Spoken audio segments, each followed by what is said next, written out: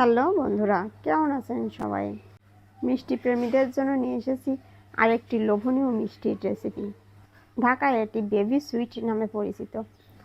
আমি প্রথম খেয়েছিলাম কোনো এক বিয়ে বাড়িতে, যে মিষ্টিটা আমার খুবই ভালো লেগেছিল, তাই বাসায় এসে তৈরি করার চেষ্টা।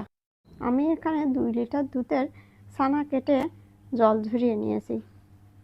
এ পর্যায়ে আমি এতে একে একে বেকিং পাউডার, হাফ কাপ ময়দা দিয়ে ভালোভাবে মেখে নেব। এর ভিতরে আমি 3 চামচ গুঁড়ো দুধ ও 3 চামচ সুজি দিয়ে আবারও ভালোভাবে মেখে নিব। আমার মাখাটা শেষ। এবার একটি প্যানে আমি 1 কাপের মতন চিনি ও 1 কাপের মতন জল দিয়ে একটি চিনির শিরা তৈরি করে নিয়েছি। এবার অপর একটি প্যানে আমি সয়াবিন তেল গরম বসিয়ে দিলাম।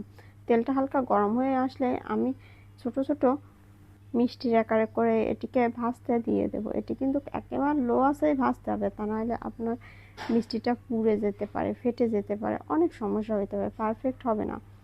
এটি বানাতেও অনেক সময় লাগে। এমন জুই মাসি এসেছিল, সেও আবার কিছু তৈরি করে দিচ্ছিল। আমরা সবাই মিলে অল্প অল্প করে তৈরি করে এটি ভেজে নিচ্ছিলাম। আর এই মিষ্টিগুলো অনেক রঙের হলে দেখতে অনেক সুন্দর লাগে, কিন্তু আমি এখানে কোনো ফুড কালারই ইউজ করব না। কিছু মিষ্টি অল্প করে ভাজবো, কিছু একটু হালকা লাল করে ভাজবো, আর কিছু একেবারে গাঢ় লাল করে ভেজে আমি এটিকে আগে থেকে তৈরি করে রাখা চিনির শিরার ভিতরে দিয়ে দিলাম। দেখুন, আমাদের সবগুলো মিষ্টি তৈরি করা শেষ।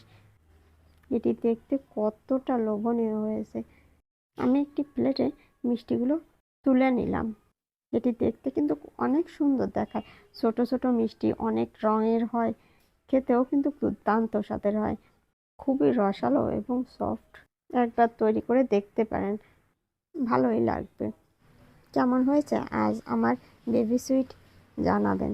আজ এ পর্যন্তই, সবাই ভালো থাকবেন।